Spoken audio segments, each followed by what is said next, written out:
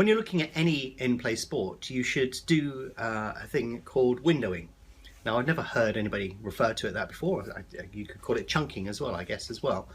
But that's what I'm going to talk about in this video. So if you're trading any particular event, what you're trying to do is you're trying to put yourself in the opportunity to profit with the minimum amount of risk. And that varies depending upon what sport you're trading. So it could be football, tennis, cricket, darts, pretty much anything. But generally what you're looking to do is to expose yourself to potential profit with the minimum amount of risk, or with a definable amount of risk. So what I do if I'm doing anything in play is I chunk the period in which I'm going to actually trade. So on a football match, for example, which is the simplest example that I can give you, I will say, okay, I'm going to look at the period between half-time and 15 minutes into the second half, and this is the position that I'm going to expose myself to. So I'm saying I'm looking for a goal, or I'm not looking for a goal. And therefore, by chunking it into a section of 15 minutes, I'm saying I'm going to do this for the following reasons for 15 minutes. If it doesn't work, this is how much I'm expecting to lose. If it does work, this is the gain that I'm expecting to get. And that's why you get involved at that particular moment in time. So you're creating a window of opportunity where you put your position into the market, you trade it, and then the position elapses, and then you're back out again. So a good example is in tennis. For example, if you're looking for a break of serve, you say, you know, I think a break of serve is going to occur within this window, within the next 4 games, the next 5 games, the next 3 games, the next game, although that would, you know, perhaps you'd be lucky to spot that. But it's unlikely that you'll go in and out of a position really quickly, so you expose yourself for a set period. Now, because in tennis there's no definable start and finish point, you have to do that by the number of games that you're willing to trade. So you say, I'm looking for a break of serve. I think it's going to occur here for this reason, and I'm going to expose myself for this length of time. Now, if you look inside BetAngel, we've got Tennis Trader and Soccer Mystic, and they're both tools designed to help you do that.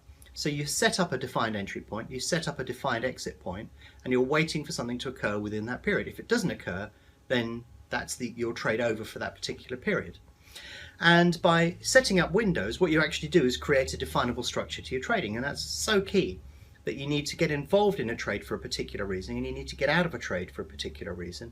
But also, you know, you have to define and plan what those trades are, because otherwise, what are you going to know what to do? When are you going to get involved in the trade? When you're going to exit the trade? What's your potential payoff? What's the risk that you're taking? So it doesn't matter what sport you're in, but that, when you're doing something in play, is exactly how you'll do it. Is you will say, this is my window of opportunity, this is what I want to happen, and this is what I'm looking for. Hey presto, it paid off, great, fantastic amount. And if it didn't pay off, then you say, well, okay, fair enough, you know, plan B, or whatever the next opportunity is. So yeah, it's important to create these windows within your trading, because there are certain windows that are much more favourable than others for different strategies, and also there could be a setup. For example, in a football match, there could be a situation where a team is a goal down and they must score in order to achieve something, get on to the next stage, win the league or whatever, and therefore that's when a window comes into play, because you're saying, oh, this is my setup, this is what's happened, it's happened at this time, and this is the trade that I'm going to do, and therefore I'm expecting a goal within the next 15 minutes or so, or I'm expecting a goal from 75 to 90 minutes, and so on and so forth. If you don't have those definable patterns, the problem you have is you can't repeat them, you can't measure them, you can't exploit situations that fall within those periods. You're just gambling. So for example, if you widen, it's sometimes a way to look at a strategy is just to widen it to its extreme. So if we widen our window in a football match from 0 to 90 minutes, then basically you're placing a value bet on the outcome of the match. Whereas if you narrow that window into a defined period and a defined set of instructions within that period, or something that you would repeat given what happened in the previous period, then you actually do have a trading plan and something that you can reliably execute against and repeat in future. And at the end of the day, that's what trading's all about. So that's what I recommend you do when you're looking at doing a particular trade, whether it be golf, tennis, football, darts, whatever you want to trade. You create that window of opportunity. You define in that window what you want to happen, and you define what you would do if that doesn't happen. And that would give you the ability to measure, record, repeat, and execute that trade perfectly every time. So the concept of windowing is something that we've had within BetAngel for some time, and you can see it in products like Soccer Mystic. So the concept of Soccer Mystic is that it will allow you to get a rough forecast of what's likely to happen in a particular match. So this is Barcelona v Man City. You can see the odds start high on Barcelona and then will decline, and the odds on the draw are low and improve as the match goes on. We've got it displayed in probability terms here. If we flip it the other way, that may make a little more sense to you. But let me show how the concept of windowing works within the context of this particular match. These are the odds on over and under 2.5 goals, and if we actually work with the graphing here, we can actually get a good view on how we would work with inside a certain window. So let us say, for example, we're looking on under 2.5 goals. You can see we've got this ticked here.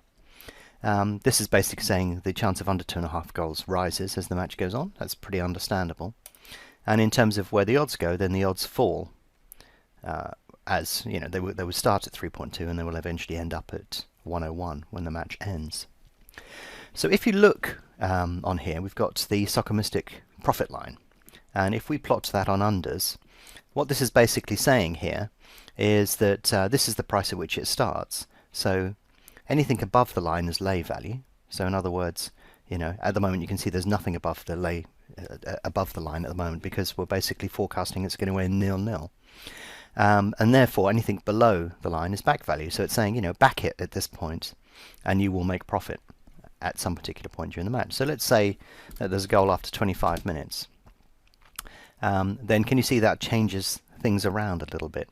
So all of this here is back value. In other words, if you were going to do this trade between, let's say, 1 and 10 minutes, you can see the number of minutes down the bottom here, then you can actually see that if we move down towards this line, you can actually say this is where we start. So if we click over here, after 10 minutes the price will be down here.